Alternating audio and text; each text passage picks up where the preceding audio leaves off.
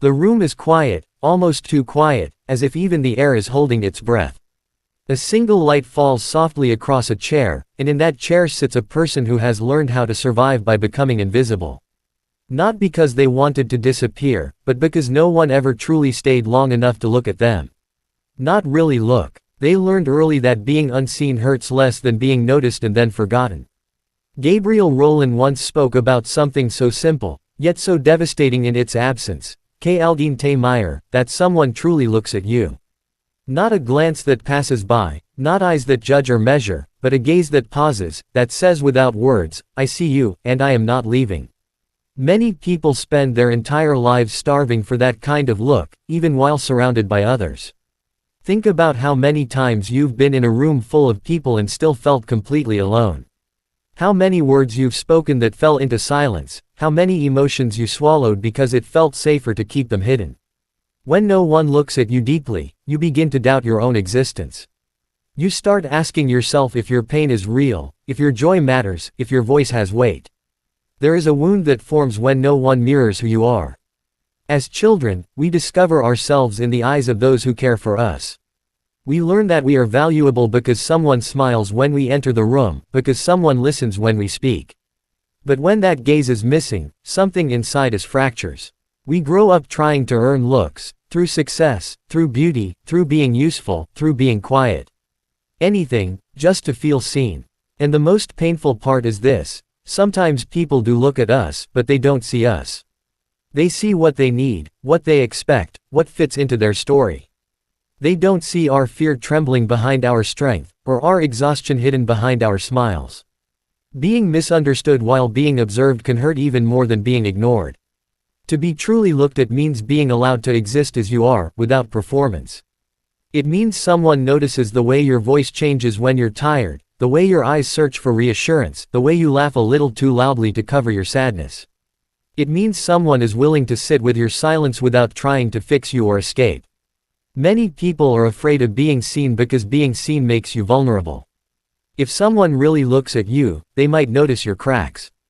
They might discover the parts you've been hiding even from yourself. But what we forget is that those cracks are not flaws, they are evidence that you've lived, that you've loved, that you've survived. Gabriel Rolón reminds us that healing often begins the moment someone finally looks at us with kindness. Not pity, not curiosity, but genuine presence. Sometimes that someone is a therapist, sometimes a friend, sometimes a stranger who listens at the right moment. And sometimes, painfully, we realize that the first person who must learn to look at us is ourselves. What if tonight, instead of waiting for someone else's gaze, you paused and looked inward with compassion? What if you acknowledged your own pain without judgment, your own needs without shame? Being seen starts there. When you learn to look at yourself honestly and gently, you begin to teach others how to look at you too. And if you are listening to this and feel that ache in your chest, that quiet longing to be noticed, know this: the desire to be seen is not weakness. It is human. It is the echo of your worth asking to be recognized. Somewhere, sometime, there will be a gaze that meets yours and doesn't turn away. Until then, stay. Breathe. You are here. You matter. And even in this moment, even in this silence, you are not invisible. The silence after those words is heavy, not empty. It carries memories, questions, and emotions that have been waiting a long time to be acknowledged. Because when we talk about being seen, we are not talking about something small. We are touching one of the deepest human needs, one that shapes how we love, how we fear, and how we exist in the world. There are people who have learned to speak without sound. They communicate through gestures, through achievements, through exhaustion. They show up for everyone else, hoping that one day someone will notice how tired they are. They become experts at reading others' faces, moods, and silences, because they had to learn early on how to anticipate rejection.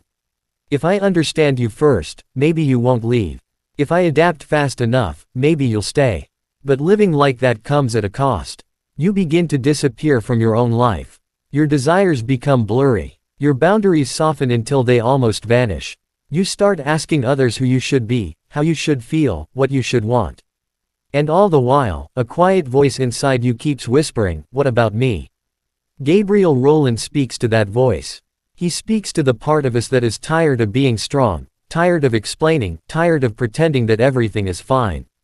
He reminds us that the absence of a true gaze can shape an entire identity.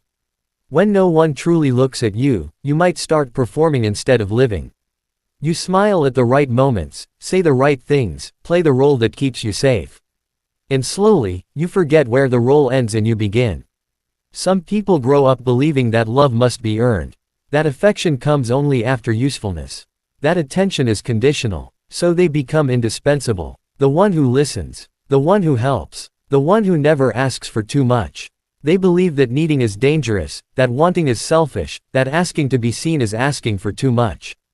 Yet, deep down, they ache for someone to notice the pause in their voice, the heaviness in their walk, the way their eyes lose focus when they are overwhelmed. They don't want grand gestures. They don't want solutions. They want presence. Someone who stays when things get uncomfortable. Someone who doesn't rush past their pain. Being looked at means being allowed to slow down. It means not having to explain every feeling, not having to justify your sadness.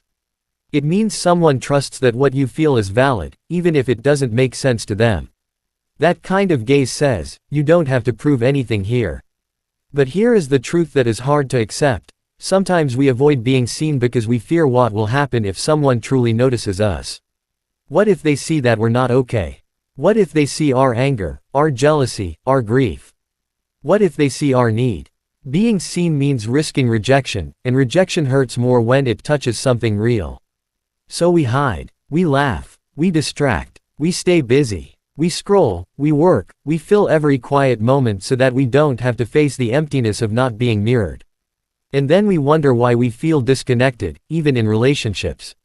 We wonder why intimacy feels close and distant at the same time. The paradox is this: the very thing we long for is the thing we fear. To be seen is to be vulnerable, and vulnerability means opening the door to pain. But it also opens the door to healing. Without being seen, wounds stay hidden. They don't disappear, they deepen. Sometimes, the first person who looks at us in a meaningful way is not someone from our past, but someone who arrives unexpectedly.